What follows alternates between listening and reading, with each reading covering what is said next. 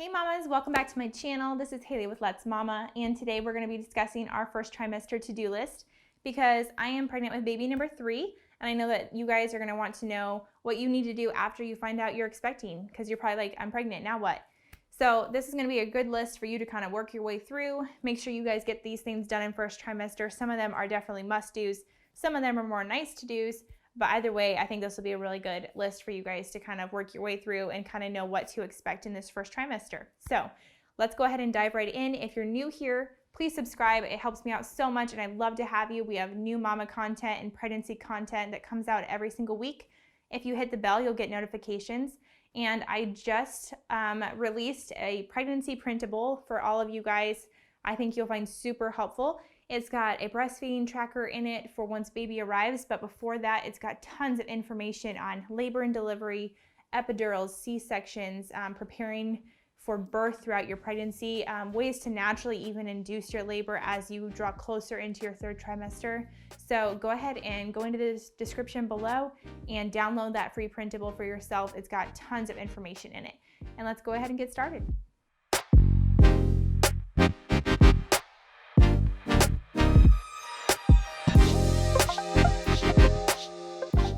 Okay, so you're pregnant and you're wondering what is your tasks for this first trimester. So your first thing to do is going to be to start on a good prenatal vitamin. And I'll link the one below. Like I mentioned, I'll drop the links for these things below if I mention any specific products, but my prenatal vitamin is something that I've researched really a lot on. They really aren't all made the same. They don't have the same nutritional content, and some of them aren't really, I guess, what am I trying to say? Filled with the good stuff that they even say they are. So I kind of found the one that I think is the most nutritious for me and my baby. So I'll go ahead and drop that below. But either way, do your research and start on a good prenatal vitamin. Your next to do, or number 2, is going to be to call your doctor and set up your first prenatal visit. And you can expect to have this around 8 to 12 weeks usually, but you can go ahead and call. If you find out you're pregnant at 4 weeks, they might want you to come in right away. Some may wait until that 8 to 12 week mark.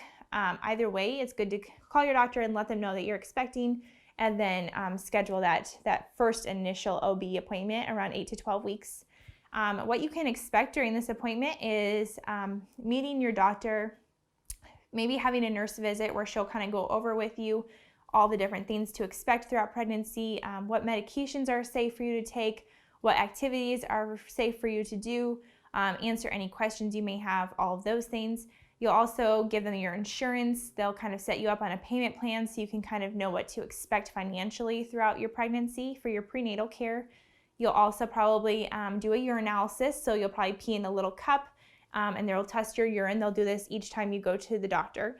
They're going to be looking for infection and other things in your urine to make sure you and baby are healthy throughout your pregnancy. You'll also do vital signs. You probably will do a pap smear, which is every lady's favorite day of the year, obviously. Not. But expect a pap smear. And if you don't end up having to have one, it's going to be your lucky day. So pap smear may be coming. You also may have an ultrasound, which is really exciting. You'll get to see your baby, which will actually look like a little blob, probably between 8 and 12 weeks, but a cute blob. And you'll be able to see or hear the baby's heartbeat probably, depending on how far along you are. And they'll be able to get that on ultrasound for you, which is obviously super exciting to hear since baby's heartbeat starts only around 21 days after conception. It's so exciting to hear that first heartbeat. So you have that to look forward to at your first visit. Also, they'll probably do lab work where you'll kind of go to the lab, you'll get your blood drawn, and they'll be checking for your pregnancy hormone levels, making sure that all of your red blood cells and white blood cell counts all look normal and that your blood work just is stable and healthy for a growing baby and for mama as well. So those are kind of some of the things you can kind of expect in that first doctor's visit, but that's your second main to do for your first trimester, is get that on the calendar. Step 3 is you're going to want to say goodbye to your margaritas and your Coronas and I don't know, whatever else you may be drinking.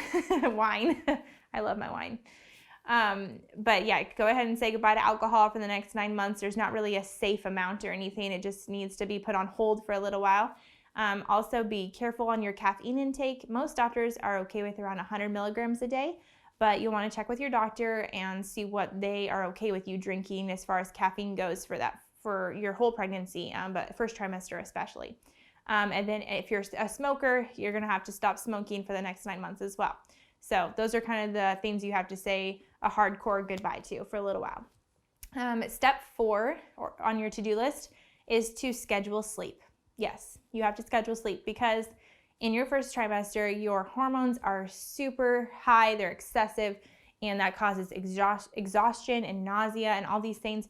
And honestly, if you're constantly just go all the time and not allowing your body to rest when it has all this extra work to do, you're gonna end up feeling awful. So go ahead and make sure you're getting to bed at a good time. You're taking naps when you can, you're resting on your days off from work, all those things. Just rest as much as possible and don't take any flack for it because you're growing a human being. So rest and schedule your rest. Step 5 you're going to want to do is eat and stay hydrated. This is easier said than done for sure in first trimester especially because nausea is something that really affects a lot of women in first trimester. So I actually just did a separate video on pregnancy nausea and how to or I guess my go-to remedies for nausea and helping those symptoms kind of subside. So you might want to check that out if you're dealing with bad pregnancy nausea in first trimester especially. But if you can snack often, get those calories in, even drink some really healthy fruit smoothies, any of those things to get calories in and stay hydrated with water. I usually do some lemon in my water to help me get my water in. But the more hydrated and the more calories you're getting in throughout the day, even if you're nauseous, the better you and baby are both going to be. So definitely try to stay hydrated and eat as much as you can, even when you're not feeling super good. The next thing you're going to want to do is avoid unsafe activities. So this means you're going to have to be canceling that skydiving trip with your girlfriends. Sorry, super sad, I know, but just postpone it till after baby goes. But yeah, no skydiving, no horseback riding, no jet skiing, any of those kind of crazier fun activities that I love to do, just not during these 9 months. Your next to do is going to be to tell your spouse or your partner. Obviously, they need to know, and they're going to be wondering why you're nauseous and crabby sometimes and wanting to nap all the time. So definitely tell your spouse or partner. And then step 8 on your to-do list is going to be to tell your family as well. So your parents or grandparents, aunts, uncles, brothers, cousins, all that good stuff. But like I said, for some women, this is something that they want to take in the pregnancy kind of themselves before they start blasting it out to the world. And that's totally normal and totally fine as well. So share when you're comfortable. If that goes into second trimester a little bit, that's no big deal. But once you start showing, obviously, people are going to wonder what's going on. So you'll have to share it eventually. All right. Step number 9 is to start a pregnancy journal because I didn't do this. And I think that it's a sweet idea. Honestly, it's a great way for you to kind of track your pregnancy symptoms. It's a good idea for you to kind of get your thoughts out on paper at the end of every day when you're tired and nauseous and you just want to talk to your baby or talk to yourself even. Just getting that onto paper is a really good idea. If you Google pregnancy journal, tons of cute stuff comes up, and it's a great way to even add some of these tidbits into your future baby's book too, their baby book. It's just kind of a cute way to kind of record this really special time. Even if you're not feeling good, I promise it is special and you're gonna miss it eventually. All right, step 10 is to start a baby registry. You're gonna wanna start a baby registry because whether this is your first or your third, like me, there's always stuff that you're gonna need for your little munchkin. And honestly, I use Amazon for all of my baby registry stuff for each baby I have. It's awesome. I get special discounts through Prime on my registry for diapers, wipes, finishing my registry, all this stuff. I save tons of money. And also, I literally just hit a little share button and text it to my mom and grandma and aunts and sister, blah, blah, blah, so that they can send me some gifts whenever they're feeling like they want to. And it's awesome. It's a great way for you to kind of get some of those baby items that you're needing and having them show up at your front porch when you're not even expecting it. And it can really be a good financial help as well. So start your baby registry. And then last thing is to start a light exercise routine, whether that's going on a walk every day or, doing some sort of body weight workout in your home. go ahead and just start a light exercise routine daily. It's going to be super helpful to start one now rather than later. And the benefits of exercise, especially in pregnancy, are going to really help you feel so much better as you progress and baby grows. So things like helping with your blood circulation, you're going to have more blood than normal with your pregnancy. So exercise can really decrease swelling and all of those things. It's super helpful with insomnia, with retaining your strength as you prepare for labor. All of these different things is super healthy. So whether you're going on a walk or starting a light exercise routine that's safe for pregnant women, whatever you choose to do, just make sure you're staying active as much as you can. So those are my first trimester to-dos. I hope you found this super helpful. I have included in my pregnancy printable for all of you guys. It's a free Mama to Be guide I have made just for you. And there's all kinds of stuff in there, like I mentioned, including a baby registry checklist if you're wanting to see what I recommend for your new baby as you prepare.